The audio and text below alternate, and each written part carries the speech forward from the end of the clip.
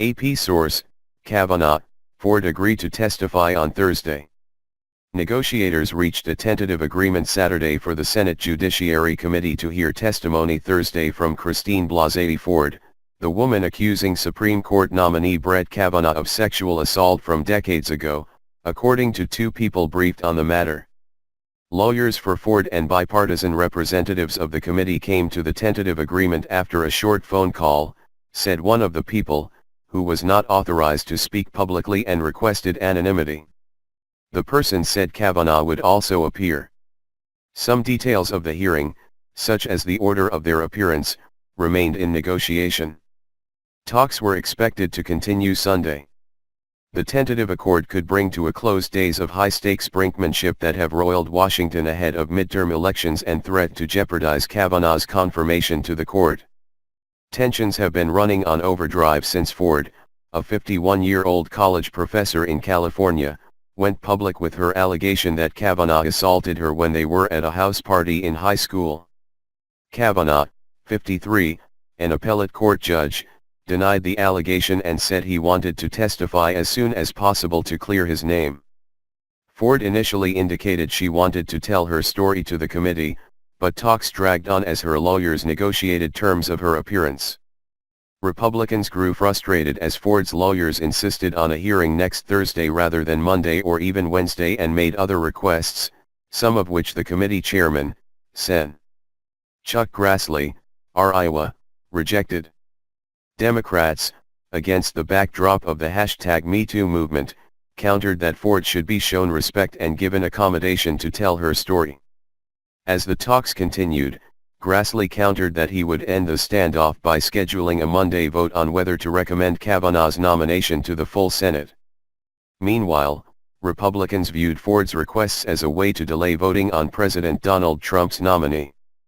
The White House views Ford's potential testimony with trepidation, nervous that an emotional performance might not just damage Kavanaugh's chances but could further energize female voters to turn out against Republicans in November. Moreover, the West Wing aides who had urged Trump to remain muted in his response to the accusations worried about how the president might react if she ended up partaking in an hours-long, televised hearing. In a single tweet Friday, Trump broke his silence to cast doubt on Ford's story in ways Republicans had been carefully trying to avoid. Trump mused to confidants that the fake attacks against his nominee were meant to undermine his presidency, according to a White House official and a Republican close to the White House. Both spoke on condition of anonymity because they were not authorized to discuss private conversations. Other Republicans had scoffed at Ford's willingness to tell her story. When? Tweeted the number 2 GOP Sen. John Cornyn of Texas, a member of the committee. Ford attorneys Deborah Katz and Lisa Banks had said that many aspects of Grassley's latest offer were fundamentally inconsistent with the committee's promise of a fair, impartial investigation. They said they remained disappointed by the bullying that tainted the process. Patience among Republicans was running thin. The GOP has faced enormous pressure from its base of conservative leaders and voters to swiftly approve Kavanaugh, who would become the second of Trump's nominees to sit on the nation's highest court. Grassley had set a Friday night deadline for Ford to agree to the committee's latest terms for her appearance. Grassley said that if she missed that deadline, he would scrap the hearing and his committee would vote on sending Kavanaugh's nomination to the full Senate.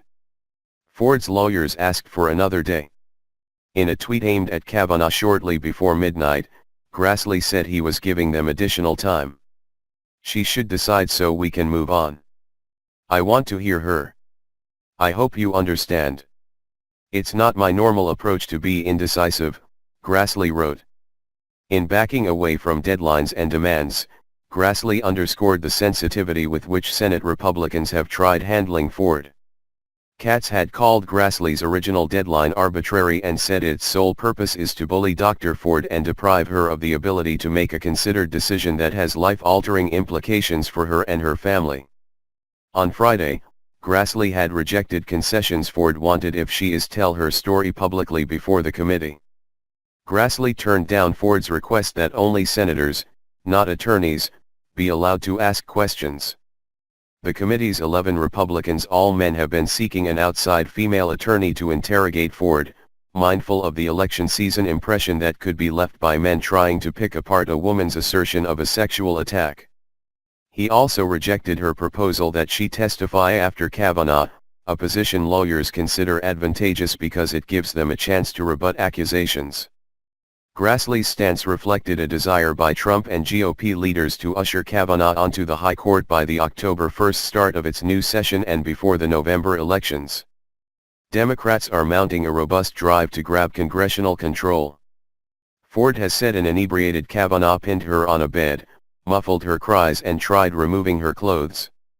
Trump ended a week of constraint and sarcastically assailed Ford on Friday, tweeting that if the episode was as bad as she says, she or her loving parents surely would have reported it to law enforcement. Trump's searing reproach defied the Senate Republican strategy, and the advice of White House aides, of not disparaging Ford while firmly defending his nominee and the tight timetable for confirming him. The president's tweet brought blistering rejoinders from Democrats and a mix of silence and sighs of regret from his own party. Republican Sen. Susan Collins of Maine, who hasn't declared support for Kavanaugh, called the remark appalling. Grassley has rebuffed other Ford requests, including calling additional witnesses. Ford wants an appearance by Mark Judge, a Kavanaugh friend who Ford asserts was at the high school party and in the room where the incident occurred. Grassley consented to other Ford demands, including that she be provided security and that Kavanaugh not be in the hearing room when she testifies. Her request for security comes after her lawyers said she has relocated her family due to death threats. Meanwhile, the lawyer for a woman who Ford has said attended the 1980s party at which Kavanaugh allegedly molested her has told Senate Republicans that the woman doesn't remember being at any party Kavanaugh attended. Attorney Howard Walsh emailed Senate Judiciary Committee Republicans late Saturday that Leland Kaiser does not know Mr. Kavanaugh and she has no recollection of ever attending a gathering with Kavanaugh, with or without Dr. Ford. That denial seemed to be a setback for Ford supporters' efforts to corroborate her story. In a statement, Ford attorney Deborah Katz wrote that Ford did not discuss the alleged assault with Kaiser. She also called it unremarkable that Kaiser didn't recall a party 30 years ago at which nothing of consequence happened to her. The Washington Post reported Saturday that Ford told them Kaiser was at that high school party. On Tuesday, a GOP investigator for the Senate Judiciary Committee wrote Kaiser that she had been identified as attending that party and wanted to talk to her.